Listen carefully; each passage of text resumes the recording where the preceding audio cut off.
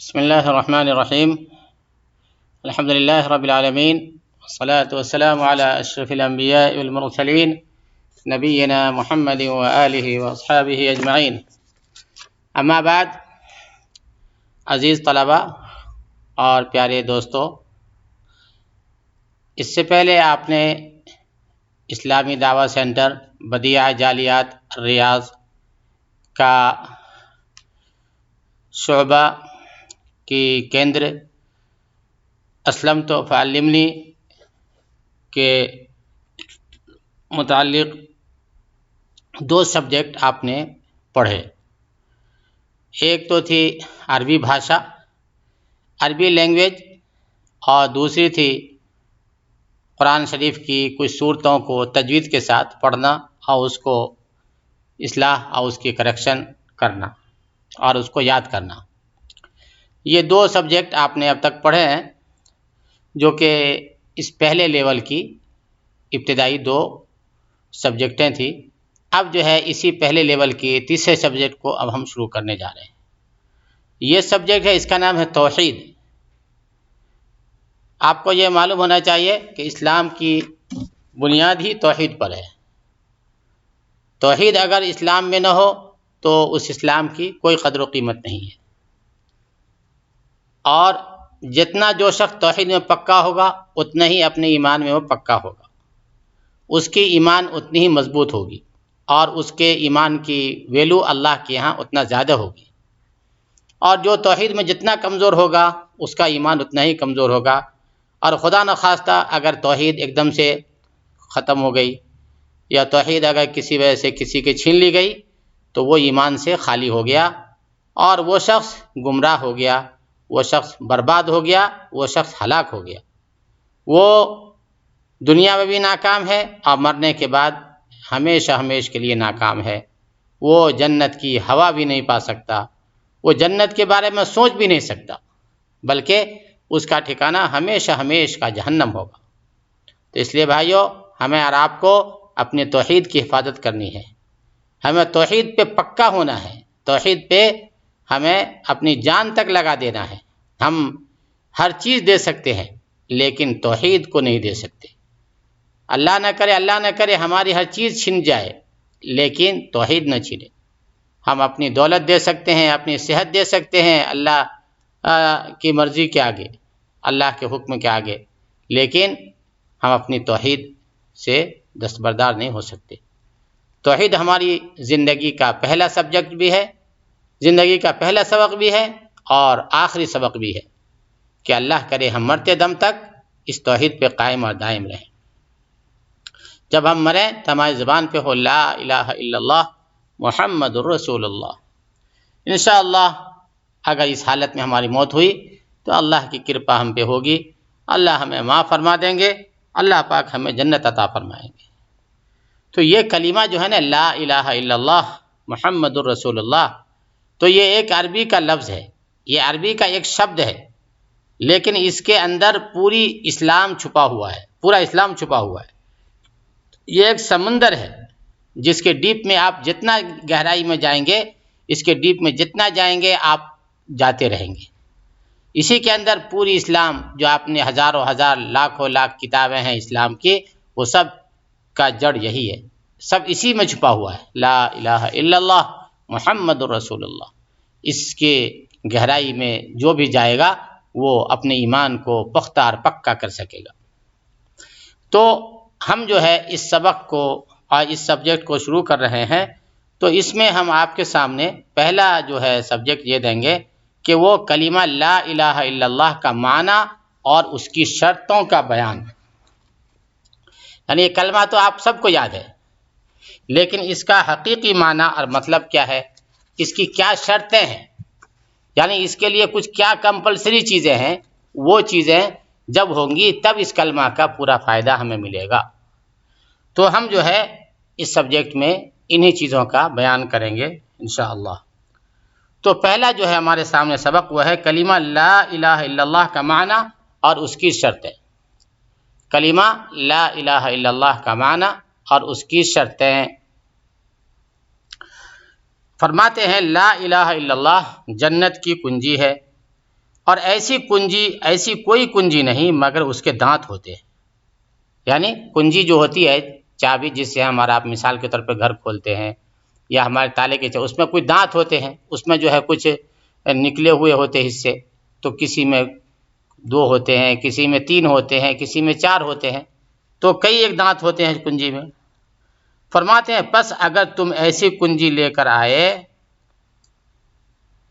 جس میں دانت ہیں تو وہ کنجی تمہارے لیے دروازہ کھولے گی، وہ تمہارے لیے دروازہ کھولے گی، ورنہ بصورت دیگر وہ تمہارے لیے دروازہ نہیں کھولے گی. وہ تمہارے لیے دروازہ نہیں کھول سکے گی کیونکہ اس کے اندر دانت ہی نہیں ہے.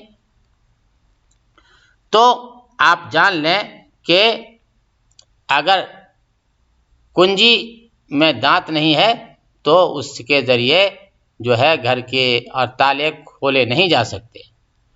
تو آپ جان لیجئے کہ لا الہ الا اللہ کی جنت کی کنجی ہے، اس کے دانت کے مصداق اس کی شرطیں ہیں جو کہ مندرجہ ذیل ہیں. یعنی کلمہ لا الہ الا اللہ کی کنجی کے دانت جو ہیں اس سے مراد اس کی شرطیں ہیں، اور اس کے لیے کمپلسری جو چیز ہے وہ ہے، اور وہ مندرجہ ذیل ہیں. یعنی یہ نمن لکھت ہے جو نیچے بیان کیے جا رہے ہیں، اور وہ جو ہے لگ بھگ 8 شرطیں ہیں. کتنی ہیں؟ 8 شرطیں ہیں، اور انہیں ہمیں اچھی طریقے سمجھ کر کے اس سبق کو پڑھنا ہے دوستو. تو آج ہم اسی پر مختصر روشنی ڈالیں گے. تو اس پر سے پہلی شرط جو ہے کلمہ کے معنی کا علم ہونا، یعنی کلمہ لا الہ الا اللہ محمد رسول اللہ کا معنی ہم کو معلوم ہونا چاہیے، اس کا مطلب پتہ ہونا چاہیے. سمجھے نا؟ بغیر سمجھے ہوئے کلمہ پڑھیں گے تو اس کا فائدہ نہیں ہوگا، اس کو سمجھ کے پڑھنا ہے. جیسے کوئی بھی پڑھ لے لا الہ الا اللہ محمد رسول اللہ، کوئی کافر بھی پڑھ لے اور سمجھے بجھے نہیں بس یاد کر لے تو کوئی فائدہ نہیں ہے، بلکہ سب سے پہلی شرط ہے اس کو سمجھنا چاہیے. جیسا کہ اللہ کا فرمان ہے فَاعْلَمْ أَنَّهُ لَا إِلَهَ إِلَّا اللَّهُ، یہ سورہ محمد کی 19ویں آیت ہے. ترجمہ، پس تم اس بات کو خوب اچھی طرح جان لو کہ اللہ کے علاوہ آسمانوں اور زمین میں کوئی حقیقی معبود نہیں ہے. ٹھیک ہے؟ فَاعْلَمْ أَنَّهُ لَا إِلَهَ إِلَّا اللَّهُ، بس جان لو کہ اللہ کے سوا کوئی حقیقی معبود نہیں ہے. اسی طریقے سے نبی کریم صلی اللہ علیہ وسلم کا ارشاد ہے من مات وهو يعلم انه لا الہ الا اللہ دخل الجنہ، یعنی جو اس حال میں مر گیا کہ وہ جانتا تھا کہ اللہ کے سوا کوئی دوسرا حقیقی معبود نہیں، وہ جنت میں داخل ہوگا، وہ جنت میں داخل ہوگا. رواہ مسلم، یہ حدیث جو ہے مسلم شریف کی ہے. ٹھیک ہے نا؟ تو یہ اس کا مطلب یہ ہوا کہ اس کلمہ کا معنی اور مفہوم بھی، اس کا میننگ بھی ہمیں پتہ ہونا چاہیے. یہ کلمہ کے لا الہ الا اللہ محمد رسول اللہ کی پہلی شرط ہے. ٹھیک ہے؟ اب دوسری شرط میں ہم جاتے ہیں. دوسری شرط ہے الیقین المنافی للشک. الیقین المنافی للشک، ایسا یقین جو شک کے منافی ہو. یعنی اس کلمہ پر بغیر کسی شک کے دل کو یقین کامل حاصل ہو، اس میں کسی طرح کا شک نہ ہو، کسی طرح کا ڈاؤٹ نہ ہو، بلکہ دل کو پورا یقین کامل ہو. جیسا کہ اللہ کا فرمان ہے اعوذ باللہ من الشیطان الرجیم بسم اللہ الرحمن الرحیم انما المؤمنون الذین آمنوا باللہ ورسولہ ثم لم یرتابوا. ترجمہ، مومن تو وہ ہیں جو اللہ پر اور اس کے رسول پر پکا ایمان لائے پھر شک نہ کرے. پکا ایمان لائے پھر شک نہ کرے.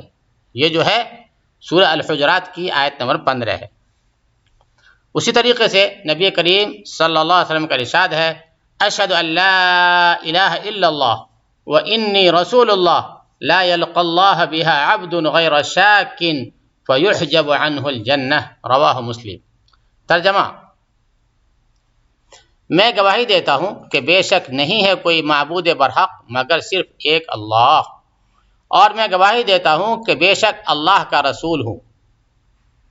پھر سے سنیے، اور میں گواہی دیتا ہوں کہ بے شک میں اللہ کا رسول ہوں، یعنی حضرت محمد صلی اللہ علیہ وسلم فرماتے ہیں جو بندہ بغیر شک کیے ہوئے ان دونوں کلموں کے ساتھ اللہ سے ملے گا تو وہ جنت میں جانے سے روکا نہیں جائے گا، جنت سے اسے روکا نہیں جائے گا جنت میں جانے سے۔ تو یہ ہوئی کلمہ کی دوسری شرط، یعنی یقین کامل ہو، اس پہ ذرا بھی ڈاؤٹ اور شک نہیں ہونا چاہیے۔ نمبر 3، القبول لما اقتضاہ، القبول لما اقتضته لهذه الکلمہ بقلبه ولسانہ۔ ٹھیک ہے، دل اور زبان سے اس کلمے کا جو تقاضا ہے اسے قبول کرنا، یعنی اس کلمہ کو پڑھنے کے ساتھ ساتھ اس کے تقاضے جو ہے، جس کا یہ مطالبہ کرتا ہے، جس کا یہ ڈیمانڈ کرتا ہے، اس کو پورا کرنا، یہ بھی ضروری ہے۔ جیسا کہ اللہ کا فرمان ہے، انہم کانوا اذا قیل لهم لا الہ الا اللہ یستکبرون ویقولون انا لتارکو آلہتنا وَيَقُولُونَ أَإِنَّا لَتَارِكُو آلِهَتِنَا لِشَاعِرٍ مَجْنُونٍ۔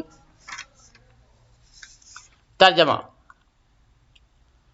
یہ وہ لوگ ہیں کہ جب ان سے کہا جاتا ہے کہ اللہ کے سوا کوئی حقیقی معبود نہیں تو یہ سرکشی کرتے ہیں اور کہتے ہیں کہ کیا ہم اپنے معبودوں کو ایک دیوانے شاعر کی بات پر چھوڑ دیں؟ تو یہ قرآن کی آیت ہوئی۔ اس کے بعد حدیث پاک میں ہے کہ رسول اللہ صلی اللہ علیہ وسلم نے ارشاد فرمایا، امرت ان اقاتل الناس حتى يقولوا لا الہ الا اللہ فاذا قالوا لا الہ الا اللہ عصموا منی دماءهم واموالهم الا بحقها وحسابهم علی اللہ۔ مجھے اس بات کا حکم دیا گیا ہے، ٹھیک ہے، مجھے اس بات کا حکم دیا گیا ہے کہ میں اس وقت تک لوگوں سے قتال کروں جب تک وہ لا الہ الا اللہ کا اقرار نہ کر لیں۔ جب لوگ لا الہ الا اللہ کا اقرار کر لیں تو انہوں نے اپنی جان اور اپنی مال کی مجھ سے حفاظت کر لی۔ البتہ اس کلمہ کے حکم، اس کلمہ کے حقوق، البتہ اس کلمہ کے حقوق ان پر نافذ ہوں گے اور ان کا حساب اللہ عز و جل کے ذمہ ہے۔ ٹھیک ہے، ترجمہ سمجھ میں آیا؟ پھر سے ترجمہ پڑھیے، سنیے۔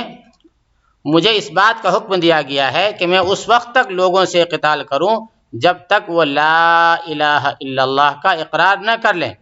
جس نے اقرار کر لیا اس نے اپنی جان اور مال کی حفاظت کر لی، ہاں مگر جو اس پر اسلام کا حق پہنچتا ہے اور اس کا حساب اللہ عز و جل کے اوپر ہے۔